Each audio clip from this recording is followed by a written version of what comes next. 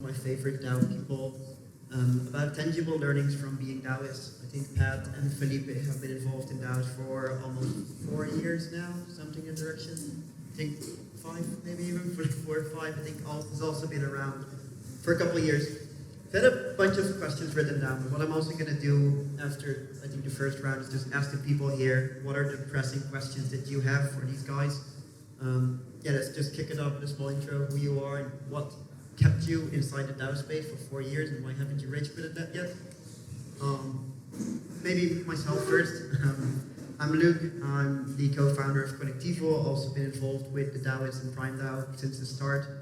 Got involved into Genesis Alpha, which was the first DAO from DAOstack. It's also where I met Pat and Felipe. I was super young, I was I think 20, 21, was about to fail university. In the end made it after 3 more years. But I was looking for a space where I could grow as a person, but also participate in something that was bigger than myself. When I got involved into Genesis Alpha, I found a space of people that were all on a similar journey, trying to leverage who they are, their talents, and trying to combine it with others. The daunting part of it was that there are now 40 people looking at you and you a call and you need to speak English and explain what you want to do and why they should give you money or support.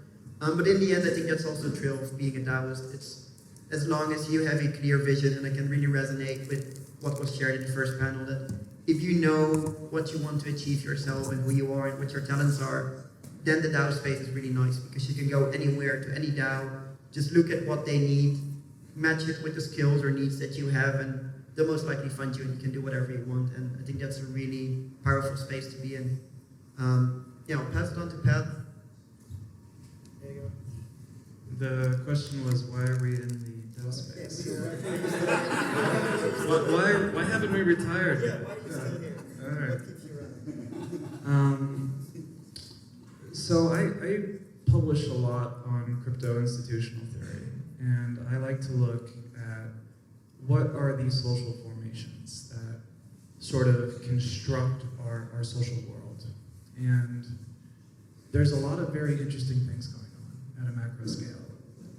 For instance, when we look at the topmost financial institutions, they all have ownership relations with each other.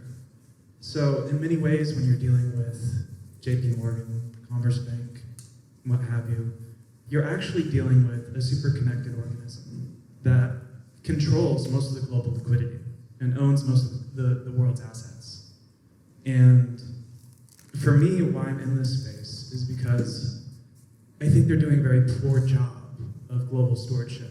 I think, networks have this thing where they aggregate, right? And we have this process of accumulation. And a large connected component, a center, and recursion ultimately forms around the center. And that's not a bad thing. That's just the way that the world works in a lot of ways.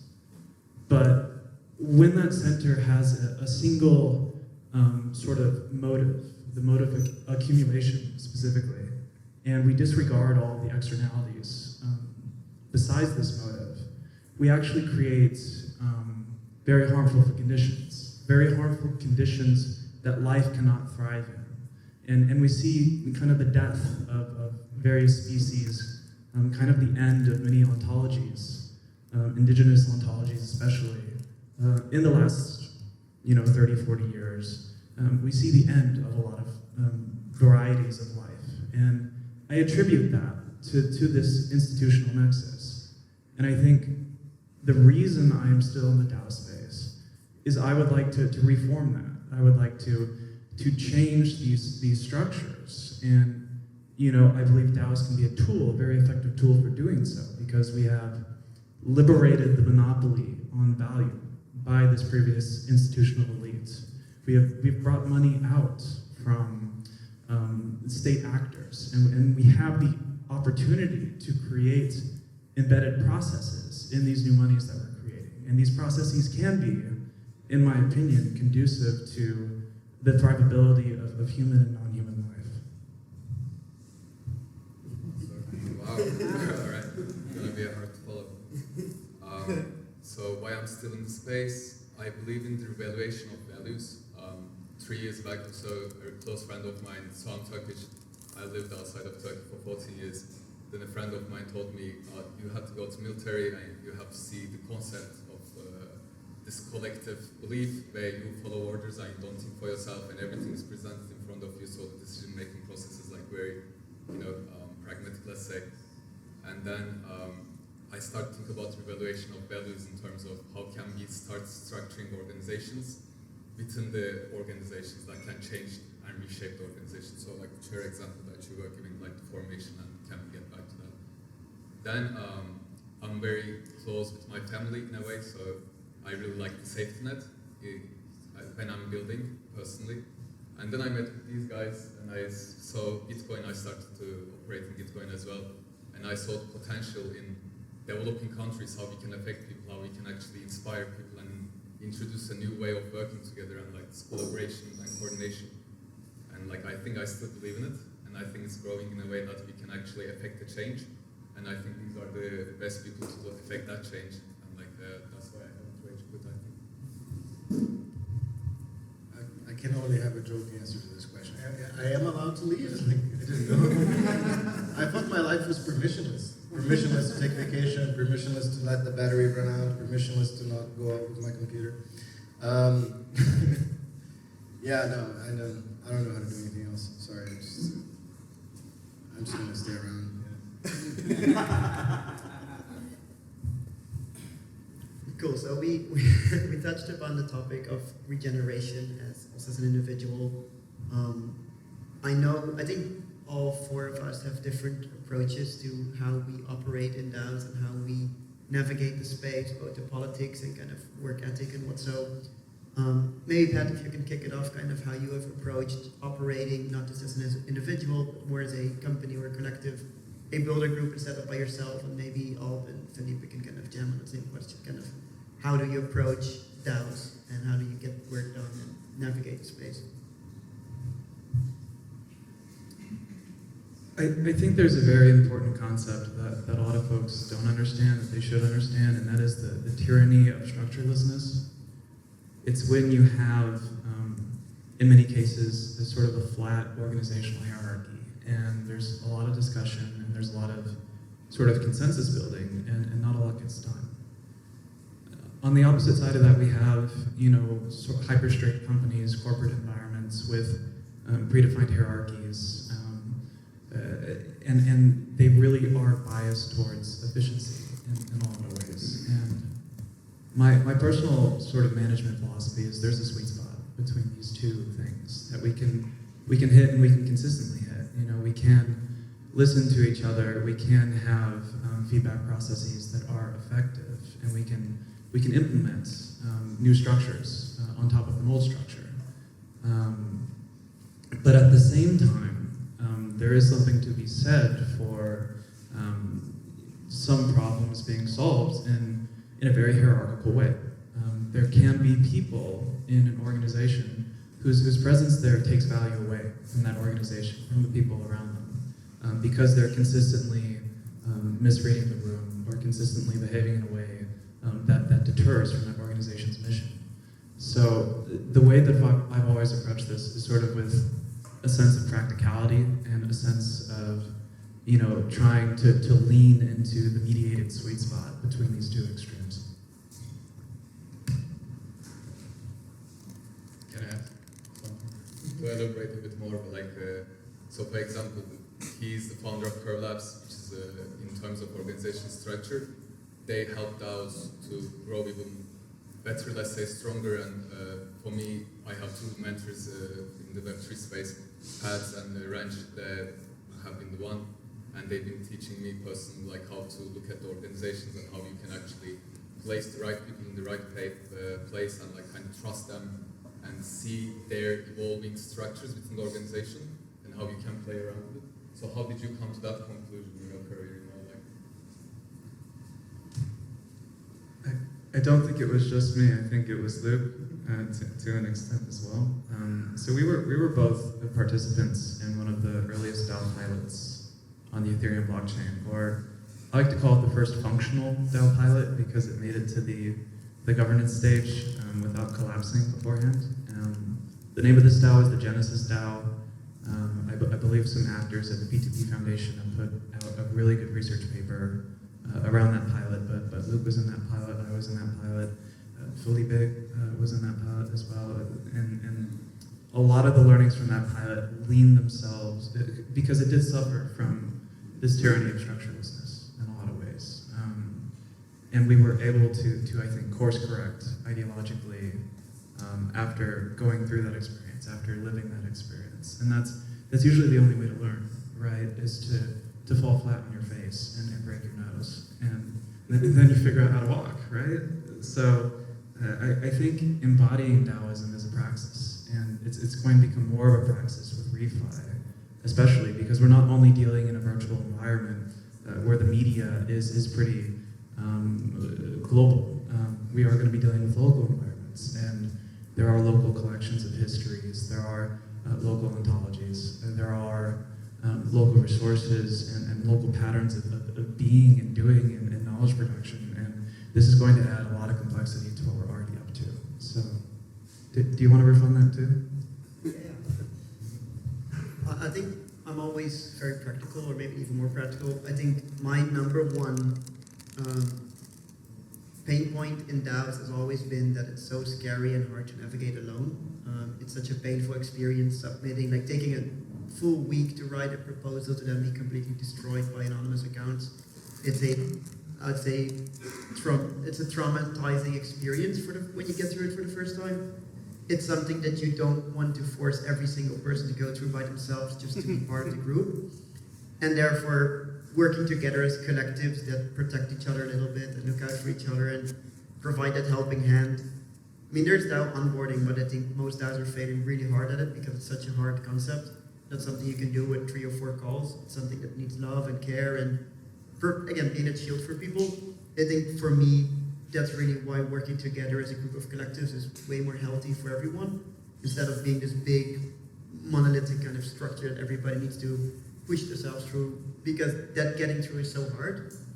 And on the other side, the inside is screaming for more help and hands. And so I think these collectives can really be kind of the middle ground between that. And that's why groups like Curve Labs, Collectivo Labs, the DAOist are so important, because it allows people to move in, get familiar, educate themselves. I mean, the first year in Web3, you're confused about almost everything.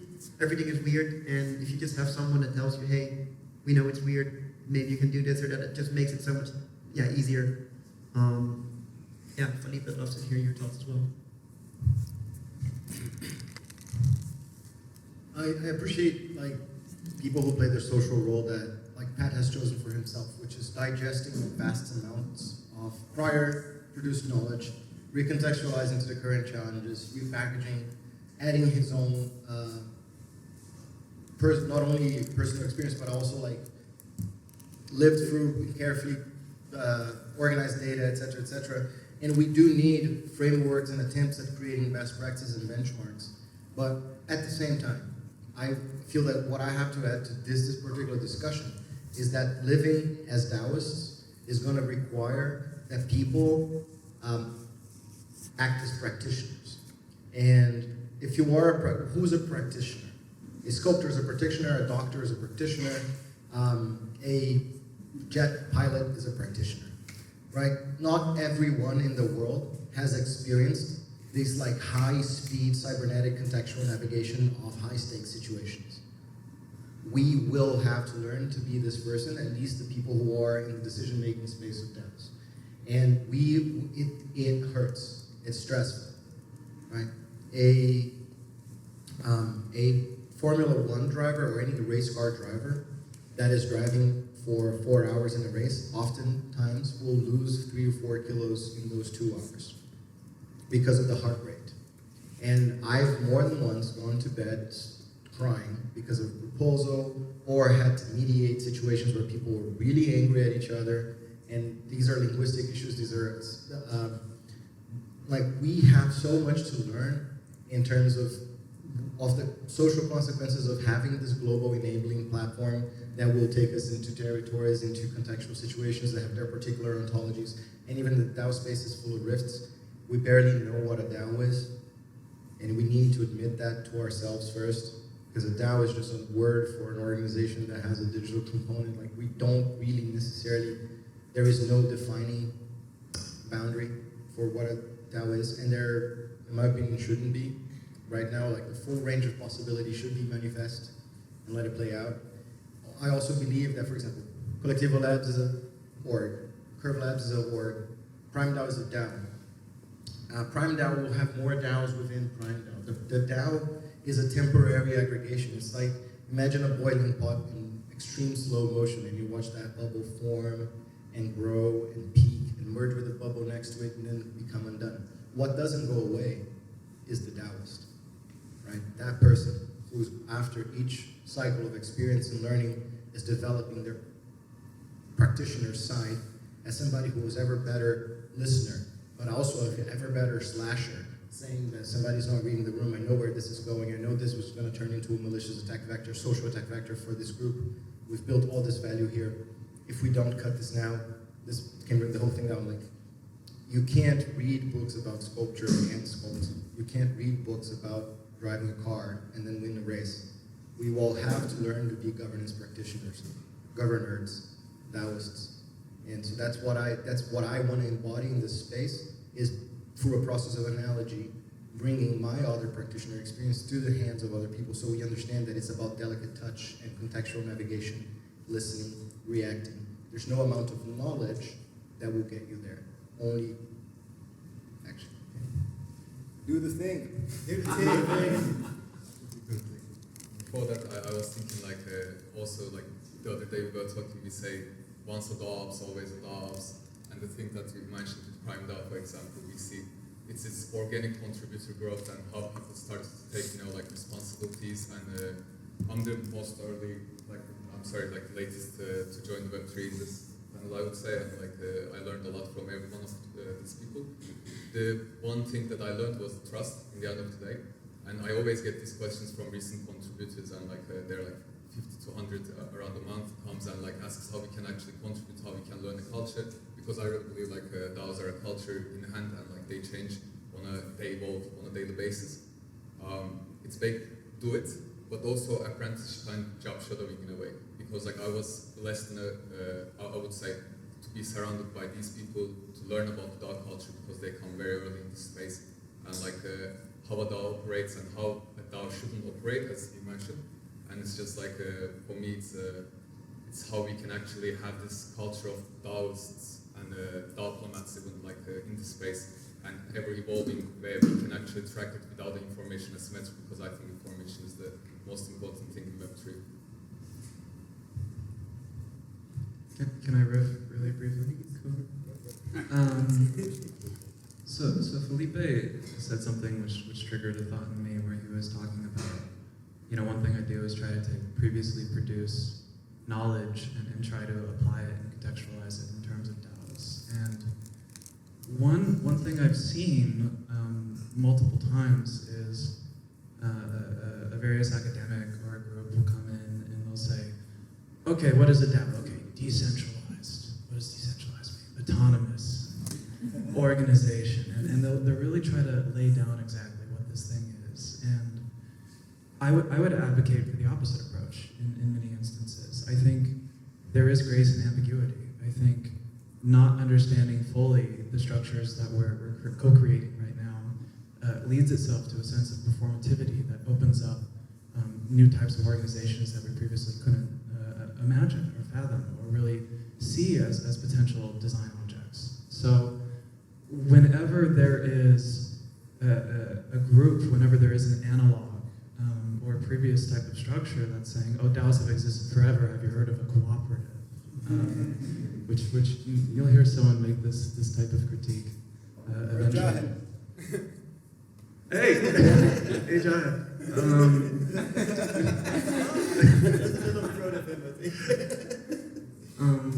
But when you hear this critique, I think if I could encourage you to be a little skeptical as well, we're dealing with sociotechnics here. We have a social, we have these social organizations, but we have technical architecture, and when we can create and govern really extensive, amazing protocols through that technical architecture.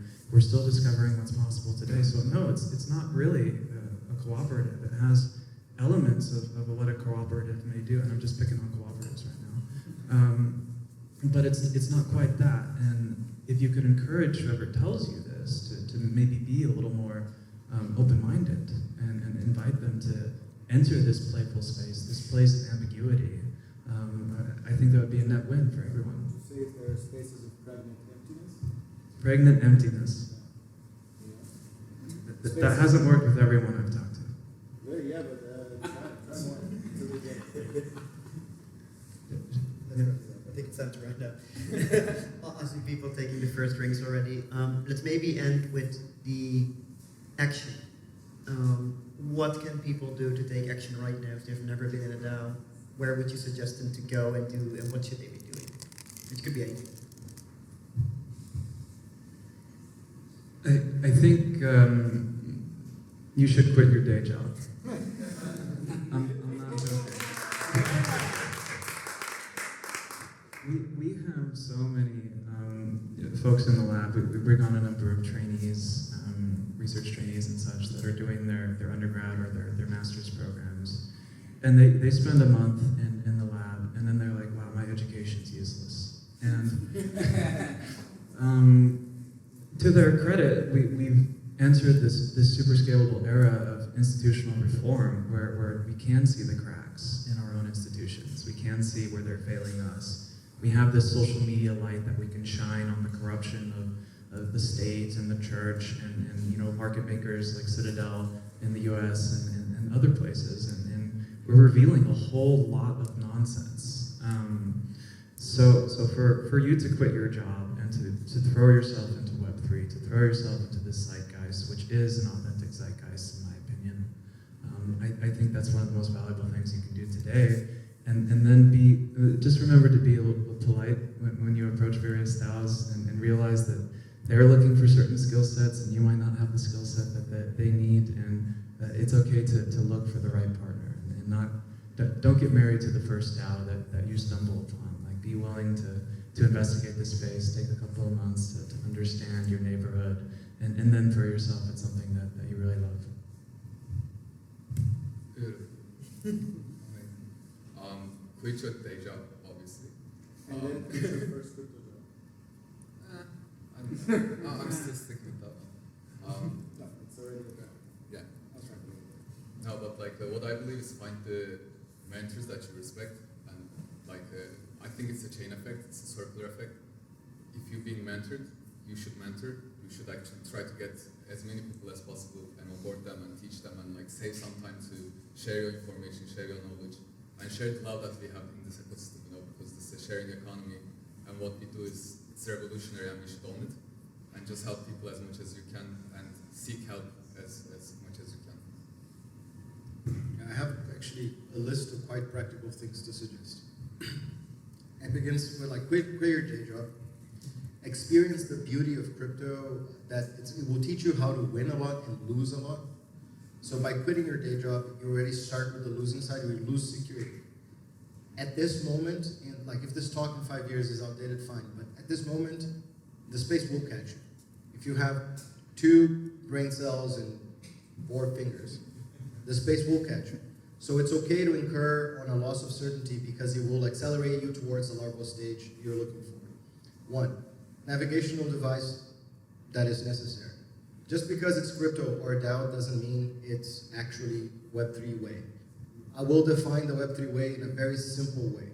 If the value accrued by the organization you work for depends on the ignorance or obfuscation of data, knowledge, or any information asymmetry for it to grow, doesn't matter if it's a DAO or if it deals with crypto, it's not good. If value is accrued, the more transparency and information flow happens, that's good. That is at the essence. And this new wave of initiatives that are coming in now, including the, sorry if I offend anybody, including fixed APR solutions, because, okay, so the normie guy just wants to make 6% and I'll keep the other percents, and then this is not the Web3 way. It's a Web3 product, but it's not the Web3 way. It doesn't mean it's not a valid company. if you're willing, if you just become a communications manager for such a company, you work in Web3, but you're not a part of the revolution. Don't fool yourself. Okay. So the other thing I have to say is this also applies to the way you're being treated by your coworkers or employers. At your first job at a low-scale function for a crypto startup, many times you will self-incentivize to only look at that thing. One, because you don't know enough about it anyway, and you need to know about it to be good at your job. And people will be more than happy for you to only think about that. And this led me to, for 2 years, to only know DAOist. And I don't regret it, but it slowed me down. So just think about it. Think systemically, act at the thing at hand. And fourth advice, you don't have to get a job at the thing that you're best at. That's actually bad. This way of thinking that's like, I'm just trying to become an amazing X. Nobody gives a shit. What's special about you is the number of X's that you can bring together in this unique space in between that you can be. So since you're going to start from the bottom, at a place that everybody's sort of ignorant in the beginning, just go towards the thing that gets you most excited. And use the fact that you kind of suck to really make you get out of bed early and work a lot. Because this is a common thread in the space right now. It's really hard to have a healthy work-life balance. What makes it healthy is that you really care about what you're doing. So I think these are from my personal experience. So just giving up.